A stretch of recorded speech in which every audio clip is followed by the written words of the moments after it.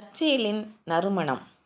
மத்தேயு 26ஆம் அதிகாரம் 6 முதல் 13 வசனங்கள், மார்க்கு 14ஆம் அதிகாரம் 3 முதல் 9 வசனங்கள், யோவான் 12ஆம் அதிகாரம் 1ஆம் வசனம் முதல் 8ஆம் வசனம் முடிய. மார்த்தாள், மரியாள், லாசரு என்ற 3 பேர் ஒரே குடும்பத்தை சார்ந்த சகோதர சகோதரிகள். இஸ்ரவேல் நாட்டில் உள்ள ஒலிவ மலை இறக்கத்தில் எருசலேம் நகரிலிருந்து சுமார் 2 மைல், கிட்டத்தட்ட 3 கிலோமீட்டர் தூரத்தில் எரிகோவுக்கு போகும் பாதையில் அமைந்துள்ள பெத்தானியா என்ற ஊரில் வாழ்ந்து வந்தார்கள். பெத்தானியா ஒரு கிராமம் என்று வேதத்தில் சொல்லப்பட்டுள்ளது. லூக்கா 10ஆம் அதிகாரம் 38ஆம் வசனம், யோவான் 11ஆம் அதிகாரம் 30ஆம் வசனம். யூத ரபிமார்கள் பெண்களுக்கு போதிப்பதோ அல்லது பாடம் சொல்லி கொடுப்பதோ மிகவும் அரிது, பார்க்க முடியாது. அதனால்தான் ஒருமுறை சமாரியாவில் உள்ள சீகார் என்ற ஊரில் யாக்கோபின் கிணற்றின் அருகே ஒரு பெண்ணிடம் இயேசுவானவர் பேசி கொண்டிருந்ததை சீஷர்கள் பார்த்து ஆச்சரியப்பட்டார்கள். யோவான் 4ஆம் அதிகாரம் 27ஆம் வசனம். ஆனால் இயேசுவானவர் மார்த்தாள், மரியாள், லாசரு குடும்பத்திற்கு அடிக்கடி பல காரியங்களை கற்றுக் கொடுத்து பகிர்ந்தும் இருந்திருக்க முடியும். ஏனென்றால் இயேசுவானவரை மார்த்தாள், மரியாள் இருவருமே போதகர் என்று அழைப்பது வழக்கம். இயேசுவானவர் பெத்தானியா கிராமத்துக்கு வந்த பொழுதிலெல்லாம் அவரது போதனையை கேட்பதற்கும் அவரிடத்திலிருந்து வரும் வசனங்களை அறிவதற்கும் மார்த்தாள், மரியாள், லாசரு மூவருமே மிகவும் விரும்பியுள்ளார்கள். இயேசுவானவர் அவர்கள் மூவரிடத்திலும் அன்பாய் இருந்தார் என்று யோவான் 11ஆம் அதிகாரம் 5ஆம் வசனத்தில் வாசிக்கிறோம். லாசருவை தன்னுடைய சிநேகிதன் என்று தன்னுடைய சீஷர்களிடம் குறிப்பிடுகிறார். மார்த்தாள், மரியாள் இருவருமே தங்களுடைய சகோதரனை பற்றி இயேசுவின் இடத்தில் குறிப்பிடும்போது ஆண்டவரே நீர் சிநேகித்தவன் என்று குறிப்பிடுவதை வாசிக்கிறோம். பெத்தானியாவில் நடந்த மற்றும் ஒரு நிகழ்வு என்னவென்றால், சீமோன் என்ற பரிசேயன், அவன் ஒரு சுகமடைந்த குஷ்டரோகி. அவன் வீட்டிலே விருந்து வைத்திருந்தான். அவன் வாழ்ந்த ஊரும் பெத்தானியா தான்.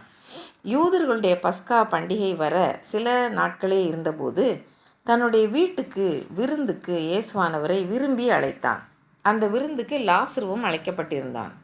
அப்பொழுது மரியாள் அவன் வீட்டிற்கு நளதம் என்னும் களங்கமில்லாத தைலத்தில் ஒரு ராத்தல் கொண்டு வந்து கிட்டத்தட்ட 1/2 லிட்டர் அதை இயேசுவின் பாதங்களில் பூசி தன் தலைமயிரினால் அவருடைய பாதங்களை துடைத்தாள். அந்த வீடு முழுவதும் தைலத்தின் பரிமளத்தினால் நிறைந்தது. இயேசுவை தன் வீட்டிற்கு வரவழைத்த பரிசேயன் தன் மனதிலே மரியாளை இவள் பாவியாயிருக்கிறாளே என்று நினைத்து இயேசு என்ன சொல்லப் போகிறார் என்பதில் விழிப்பாக இருக்கிறான். பரிசேயனாகிய சீமோனை காட்டிலும் இயேசுவானவர் அவளையும் அவள் செய்த நற்காரியத்தையும் ஏற்றுக்கொண்டார். இயேசுவானவர் அவளை தள்ளிவிடாமல் ஏற்றுக்கொண்டதால் அவள் மிகுந்த நன்றியையும் அன்பையும் வெளிப்படுத்துகிறார் என்பதை ஆண்டவர் வெளிப்படையாக அங்கு இருந்த பரிசேயனும் சீடர்களும் உணரும் விதமாக எடுத்துரைக்கிறார். இயேசுவை விருந்துக்கு அழைத்திருந்த அந்த பரிசேயன் மரியாளை தன் இருதயத்திலே பாவி என்று எண்ணினபடியால் லூக்கா 7ஆம் அதிகாரம் 36ஆம் வசனம் முதல் 50ஆம் வசனம் முடிய இயேசுவானவர் சீமோனிடம் மரியாள் தன்னிடம் அதிகமாக அன்பு கூர்ந்தாள் என்று ஒரு உதாரணத்தை சொல்லி அவனை உணர்ந்து கொள்ள செய்தார்.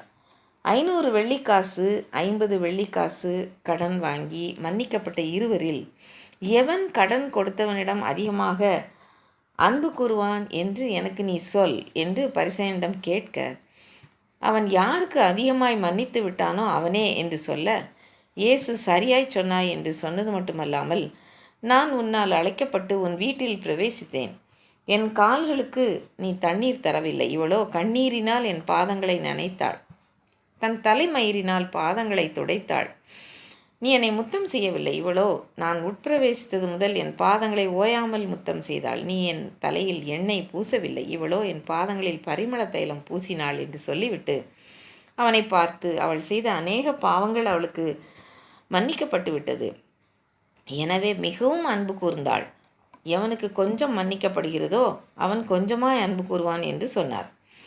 இதனை நாம் லூக்கா எழுதின சுவிசேஷத்தில் வாசிக்கிறோம். மற்ற சுவிசேஷங்களில் வாசிக்கும்போது, குறிப்பாக மத்தேயு, மார்க்கு சுவிசேஷங்களில் அந்த பரிமள தைலம் உள்ள வெள்ளைக்கல் பரணி மிகவும் விலையேறப்பட்டது என்றும் அதை அவள் செய்த அந்த நிகழ்வு வீண் செலவு என்றும் தர்த்தருக்கு கொடுத்திருக்கலாம் என்றும் சீஷர்கள் உள்பட அநேகர் அவளை 300 பணத்துக்கு விற்று கொடுத்திருக்கலாம் என்று சொல்ல, ஆண்டவர் இயேசு அவர்களிடம், என்னிடத்தில் அவள் நற்கிரியை செய்திருக்கிறாள், மத்தேயு 26:10 என்றும், என்னை அடக்கம் பண்ணுவதற்கு எத்தனமான செய்கை என்றும், மார்க்கு 14:1-9, இந்த சுவிசேஷம் உலகத்தில் எங்கெங்கே பிரசங்கிக்கப்படுமோ அங்கங்கே இவள் செய்ததும் சொல்லப்படும் என்றும் மத்தேயு 26:13 சொன்னார்.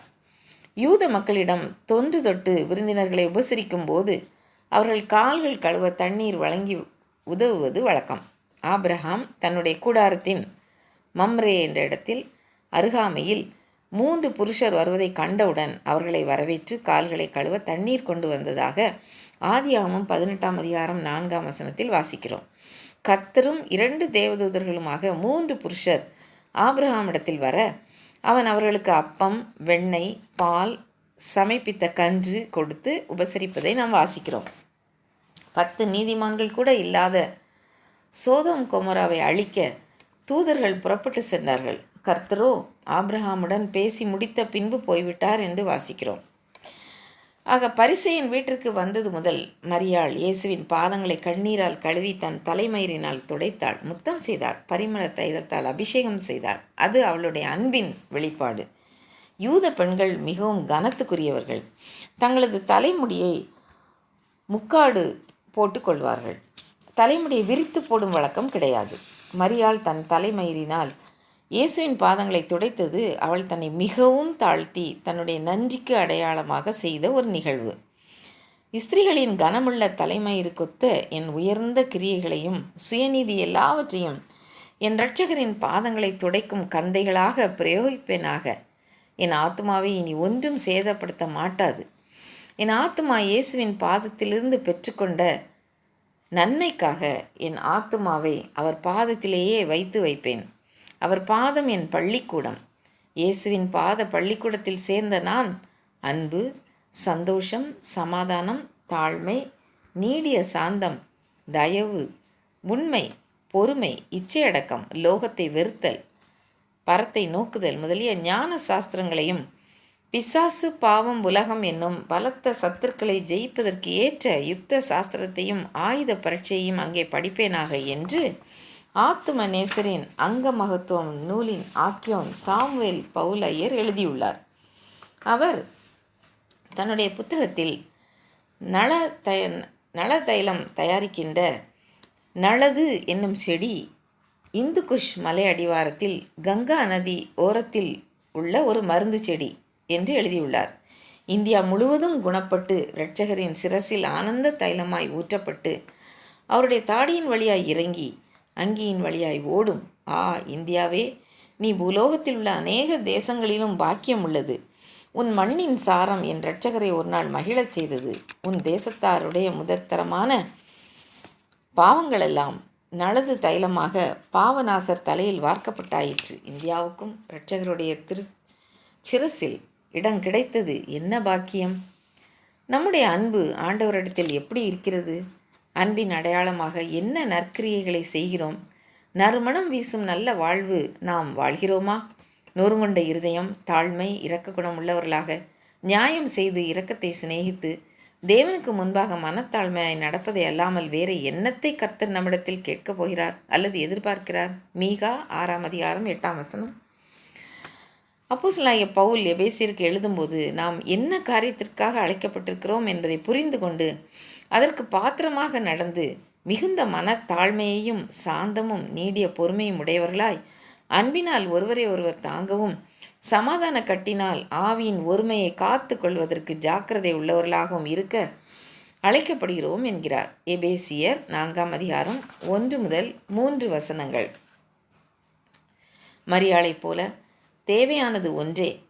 தன்னை விட்டு எடுபடாத நல்ல பங்கை தெரிந்து கொண்டாள். கர்த்தருடைய பாதத்தில் அமர்ந்திருந்து அவருடைய வசனங்களை கேட்பதுதான் நல்ல பங்கு. தினமும் அவருடைய வேதத்தை வாசித்து வசனங்களை வாசிக்க வேண்டும், வசனங்களை தியானிக்க வேண்டும், மனதில் ஏற்றுக்கொண்டு அதன்படி நடக்க வேண்டும்.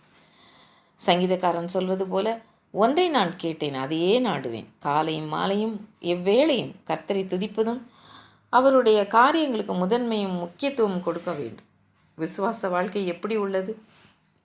அவளுடைய விசுவாசம் அவளை ரட்சித்தது என்று இயேசு நம்மை பார்த்து எப்போது சொல்லப் போகிறார்? கடைசியாக இயேசு சுவாமி நமக்கு சொல்லியிருப்பது போல, மனுஷர் உங்கள் நற்கிரியைகளை கண்டு பரலோகத்தில் இருக்கிற உங்கள் பிதாவை மகிமைப்படுத்தும்படி உங்கள் வெளிச்சம் அவர்களுக்கு முன்பாக பிரகாசிக்க கடவுது என்பதற்கு ஏற்றவாறு நாம் நற்கிரியைகளை செய்வதன் மூலமாக பரலோக பிதாவை மகிமைப்படுத்துகிறவர்களாக வாழ்ந்து முடிப்போம். யாழ்ப்பாணத்து பக்தன் சூசா எரேமியா இவ்வாறு பாடுகின்றார். வீசும் கமல் கொண்ட வாசனை தைலத்தை ஆசையுடன் மறி பூசி மகிழ்ந்த, வீசும் கமல் கொண்ட வாசனை தைலத்தை ஆசையுடன் மறி பூசி மகிழ்ந்த பொற்பாதம் ஒன்றே வேண்டும். இந்த பாரில் எனக்கு மற்றேதும் வேண்டாம், உன் பாதம் ஒன்றே வேண்டும்.